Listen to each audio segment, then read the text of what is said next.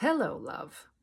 We have a full moon in Scorpio, and it is a Monday, the day of the goddess, the high priestess.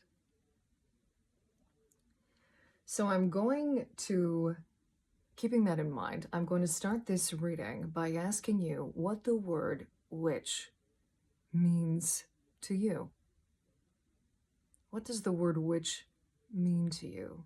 Because, as you probably well recognize, that is a very loaded word currently in our in society, in the world over. And it being a full moon in Scorpio on a Monday, I felt called to do this reading around the witch wound and transmuting especially the rage that comes with that into healing and stepping into reclaiming our power. Okay? As we move through this shift from 3D to 5D consciousness, many, I guess you could say, yet to be activated witches are heeding the call. They are hearing the call. They are becoming activated. They are recognizing and embarking on their own spiritual journeys and really identifying with witch, the word witch, what it means to be a witch, truly, the true, ancient, real definition of what it means to be a witch, okay? And it can be incredibly terrifying.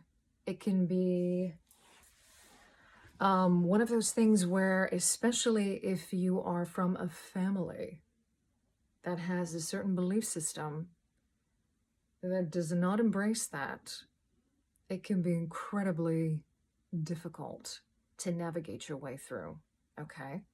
So, having said that, I am not going to get into a very long-winded definition of what it means to be a witch and what the word witch means. What I'm going to do is read you an excerpt from a witch, Lisa Lister's Witch, where she quotes Sarah Durham Wilson. I will link her in the comments below. She's the mama of the Maiden to Mother Mature Feminine, creator, writer. And she says this: a witch is a wise woman aligned with the earth, a healer. It's a word that demands destigmatization at this crucial time in the planet's history when we desperately need the medicine of the feminine to rise and rebalance humanity and the earth, okay? Now, a witch was a healer. She was a wise woman of a tribe or a community. She was a shaman. She was someone who could connect easily to the spiritual realm, okay? And I also want to say here that the majority of witches were women or identified as women, but there were witches who were men as well, okay? So this is not exclusive to women either. But what I love about this particular quote is how Sarah Durham Wilson talks about being aligned with the earth, being a healer, and how this word needs to be destigmatized, especially now, because this is a crucial time in Mama Gaia's history where healing needs to be done, where we need to rebalance the divine feminine who has been pushed underground, who has been demonized, essentially. And I could go on and on and on, but I'm not going to. So, one of the things that Lisa Lister talks about in Witch is that the goddess, she, the divine feminine, is demanding that we reclaim our power as witches, if that resonates for you, of course. And in reclaiming the word witch, we reclaim our power again. Okay, so having said that, I'm going to jump right into the reading. I'm asking through Spirit, through the Mystic Mondays deck, the White Witch Tarot, and the Moonology Oracle cards. So, starting with the bottom of the deck here, we had the Six of Swords come out in reverse. So these are the underlying energies right now of not being able to move beyond this mental construct of witch and what it means to be a witch, okay? This idea of an evil woman, a sorceress, someone who's manipulative, right? And this could pertain to some of you specifically who are coming from a family or a background or a tradition where you have heard that relentlessly, right? Or where you know that, heaven forbid, you come forward and say, look, this is what I am feeling right now, or this is something that is calling me, that you will automatically be demonized or told, you're crazy, or, get out of my house kind of thing. Okay, so that's the underlying energy going into this reading. We had the Three of Cups come out in reverse with the Lovers in reverse as well. Okay, so this is acknowledging the fact that in this collective pain body, in this witch wound, we have been severed from community, from our own emotional body, from our ability to create our own realities, because of the way that morality and moral choice has been warped, okay? Six of Swords coming out at the bottom of the deck with the Six of the Lovers. This is about a massive, massive imbalance that has been going on for much too long, and a rebalancing of the scales that needs to take place, okay? We then had the Three of Swords come out with the Ace of Pentacles as the clarifier. So I want to take a moment here to acknowledge the immensity, the intense feeling of heartbreak and pain around this wound. And how the healing for that in the physical is literally in the palm of our hands. This is divine intervention coming through here, okay? This is also specifically about reclaiming the word witch in the physical. Look at the image on this card. Looks like she's holding a crystal ball, doesn't it?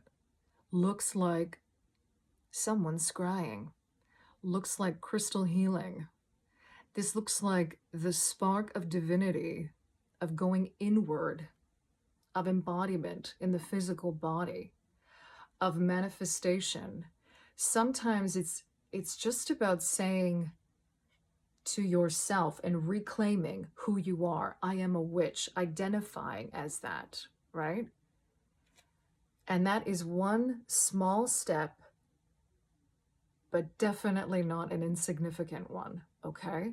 So there is a message here specifically with transmuting the energies of pain and loss and heartbreak into power, into reclaiming your power. And I mean, it's not coincidental, right? That we are talking so much in this 3D to 5D ascension about reclaiming our sovereignty. It's exactly the same thing, all right? And then we had the Hanged Woman and the Princess of Wands come out, both in reverse. Okay, so this is a message of having to embrace a new perspective. With the Hanged Woman coming out here in reverse, this also reduces to 3 again, the number of creation. And with the Princess of Wands coming out in reverse, we have another message here of feeling blocked from your inner spark. So what's being asked of you here is to identify What is blocking you? Is it a perspective that you have inherited? A perspective that you are not willing to adopt because of old ways, for lack of a better way of putting it, right? And also, how is that blocking your spirit from being free? Okay? These two, they want to be released. And you do that by embracing a new perspective,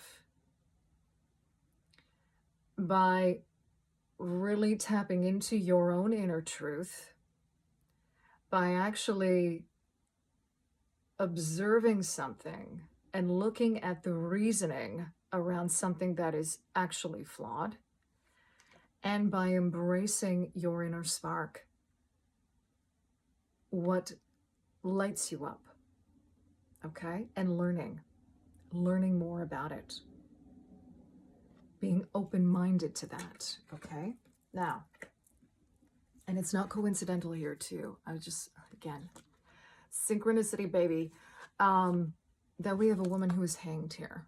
I'm not going to get more into that because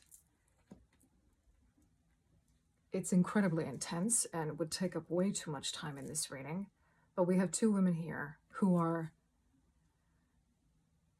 for lack of a better way, discombobulated, all right? Or I should say confined in some way, not being allowed to be who they are, all right? That is a very specific message coming through this reading. Now, from the White Witch Tarot, we had the Star card come out, which is beautiful here because right off the bat, there is healing taking place. We are in the age of Aquarius, baby. This is Aquarius. This healing is happening now all over the world, with the world at the bottom of the deck coming out as well. Now, specific to this deck, the key word for this, the star, is projection. And the world is liberation. So with projection, I'm just going to read an excerpt from this very, very quickly. Projection is the fastest form, transcending sluggish flesh and form. The baptism provides a tiny death. Oppression rises, then subsides. When habits quit their suffering, the mind flows forward as a spring. When habits quit their suffering, the mind flows forward as a spring. Turning this right side up, okay? Now, I also want to add here too, that line about baptism providing a tiny death. This is a message of transformation, okay? 1313 on the counter. That's the number of the Divine Feminine coming through. And from the Moonology Oracle card we had, what do you need to release? Waning moon. And this is so fitting right now because we are moving from a full moon and starting tomorrow and going into this evening, right? Overnight and into tomorrow, it will begin to wane. What do you need to release connected to this transmutation of anger around the witch wound? What do you need to release? And one of the key words here, and this is crazy coming through, when you attune to the moon right from the book here, it's safe to let go and move on. It's safe to let go and move on. This is also about moving forward with as little resistance as possible, embracing whatever emotions come up, and allowing them to do what they need to do for you to be able to then transmute them and send them back into light, into source energy. And finally, we had luck is on your side. At the bottom of the deck, new moon in Sagittarius. This is blessings all the way, baby. This is about the great cosmic quest. And Jupiter is on your side. This is about expanding. It goes back to flipping this Princess of Wands upright again into learning and being open. Open your heart to this. Thank you so much for being here. I'm sending you so much love wherever you are.